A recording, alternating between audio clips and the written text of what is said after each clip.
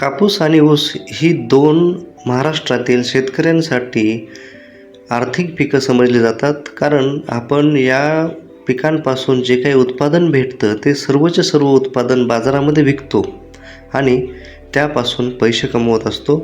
त्यामुळं कापूस हे एक आर्थिक चांगलं शेतकऱ्यांचं पीक आहे आणि शेतकऱ्यांना यापासून जास्तीत जास्त उत्पादन जर घ्यायचं असेल तर सर्वप्रथम चांगलं हायब्रीड लावणं, त्याची योग्य पद्धतीनं लागवड करून खत व्यवस्थापन, रोग व्यवस्थापन, कीड व्यवस्थापन करावे लागते आणि त्याचसोबत कापसाची जर चांगली वाढ हवी असेल तर शेतकरी मित्रांनो खत व्यवस्थापन हे तितकंच महत्त्वाचं आहे. कारण जेवढं तुम्ही चांगली खताची मात्रा देताल, जेवढी चांगलं खतं द्याल तेवढं कापूस जो आहे तो चांगल्या पद्धतीनं वाढतो, त्याला चांगली बोंडं लागतात, त्यापासून चांगला कापूस उत्पादित होतो आणि कापूस हा रोग आणि कीड यांना बळी पडत नाही. त्यामुळं कोणती खतं कोणत्या वेळी किती प्रमाणामध्ये आणि कोणते अन्नद्रव्य हे कापसाला लागतात हे आपण या व्हिडिओमध्ये व्यवस्थित पाहणार आहोत. पेरणी करण्यापूर्वी सर्व शेतकऱ्यांनी आपल्या मातीचं परीक्षण करणं, ज्याला आपण सॉईल टेस्ट म्हणतो, हे करणं गरजेचं आहे. आणि यावरून आपल्याला असं समजतं की आपल्या जमिनीमध्ये कोणते अन्नद्रव्याची कमतरता आहे, मॅग्नेशियम किती आहे, जिप्सम किती आहे, लाईम किती म्हणजे चुना किती आहे, नत्र, पोटॅश, पालाश किती आहे आणि यावरून आपण खत व्यवस्थापन करू शकतो. तसेच पेरणीपूर्वी ज्यावेळेस आपण नांगरणी करतो त्यावेळेस चांगले कुजलेलं 5 ते 10 टन प्रति हेक्टर आपण कंपोस्ट खत आपण द्यावं. जर गांडूळ खत असेल तर 1-2 टनांपर्यंत जरी गांडूळ खत आपण जरी टाकलं किंवा आपण जर उन्हाळ्यामध्ये दह्यांच्या हिरवळीचं खत जरी आपण शेतामध्ये तयार केलं आणि ते गाडलं तरी आपल्याला कापसाचं चांगलं उत्पादन मिळू शकतं. तर पेरणीपूर्वी सर्वांनी हे 2 गोष्टी पाहाव्या, माती परीक्षण आणि शेणखत टाकणे. दुसरं आहे खत. आपल्याला खत म्हणण्यापेक्षा मात्रा किती लागते, रासायनिक खतांच्याद्वारे आपण किती प्रमाणामध्ये नत्र, स्फुरद आणि पालाश हे द्यावं लागतं.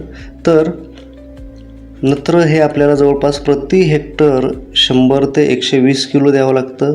स्फुरद जे आहे ज्याला आपण 50 ते 60 किलो आपल्याला प्रति हेक्टर द्यावं लागतं आणि पालाश जो आहे ते 50 ते 60 किलो लागतो. म्हणजे खताचा डोस जो आहे हा 120, 60, 60, 60 असा आहे. असं म्हणून NPK ही अन्नद्रव्ये खताद्वारे देत असताना नत्र, स्फुरद आणि पालाश आपण 120, 60, 60 म्हणजेच 120 किलो नत्र, 60 किलो स्फुरद आणि 60 किलो पालाश या डोसप्रमाणे द्यावे. याला आपण 120, 60, 60 असे म्हणतो.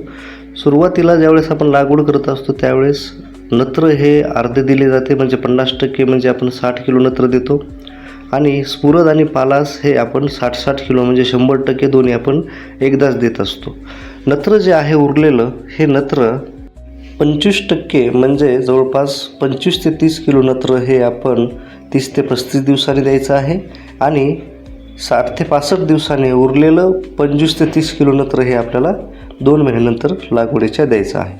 आता कापसासाठी जर तुम्हाला सूक्ष्म अन्नद्रव्ये जर द्यायची असतील तर सल्फर, झिंक, बोरॉन आणि मॅग्नेशियम हे द्यावे लागतात. तर सल्फर हे प्रति हेक्टर 20 ते 25 किलो द्यावं. झिंक जे आपण बोरॉन आणि मॅग्नेशियम जे आपण माती परीक्षण केलेले आहे त्या माती परीक्षणामध्ये दिलेलं असतं की आपल्याला प्रति हेक्टरी किती देणं गरजेचं आहे. वेळोवेळी आपण फवारणी ज्यावेळेस करत असतो त्यावेळेस 19-19-19 1% किंवा 13-0-45 सारख्या पाण्यात विरघळणाऱ्या खताची मात्रा आपण जरूर द्यावी. फुलोरा व्यवस्था ज्यावेळेस सुरू होत असते त्यावेळेस आपण मायक्रोन्यूट्रियंट्स म्हणजे सूक्ष्म अन्नद्रव्ये सोबतच जर इसोबियोन सारख्या अमिनो ॲसिडची जर फवारणी केली तर नक्कीच शेतकऱ्यांना फुलोरा चांगला मिळून चांगले बोंड तयार होतात. तर तीही काळजी आपण फवारणी करत असताना जरूर घ्यावी. आता शेतकरी मित्रांनो, कापसासाठी जर तुम्हाला योग्य खत व्यवस्थेत काही महत्त्वाच्या सूचना आहेत. ही खतं माती ओली असेल त्यानुसारच आपण द्यावी. नत्र एकदम न देता मी ज्या पद्धतीनं सांगितलं की 50%, 25%, 25% ही अशी द्यावी. अति खतांचा वापर टाळा. जर तुम्ही अति खतं जर दिली तर काय होतं, या शेतांमध्ये जे कीड आहे हे जास्त प्रमाणामध्ये येते आणि पाणी जर देत असाल, जर तुमच्याकडे ठिबकनं पाणी देण्याची व्यवस्था असेल तर नक्की तुम्ही ठिबकनं पाणी द्या. जेणेकरून आपलं पाणी वाचेल आणि उत्पादनही आपल्याला चांगलं मिळेल.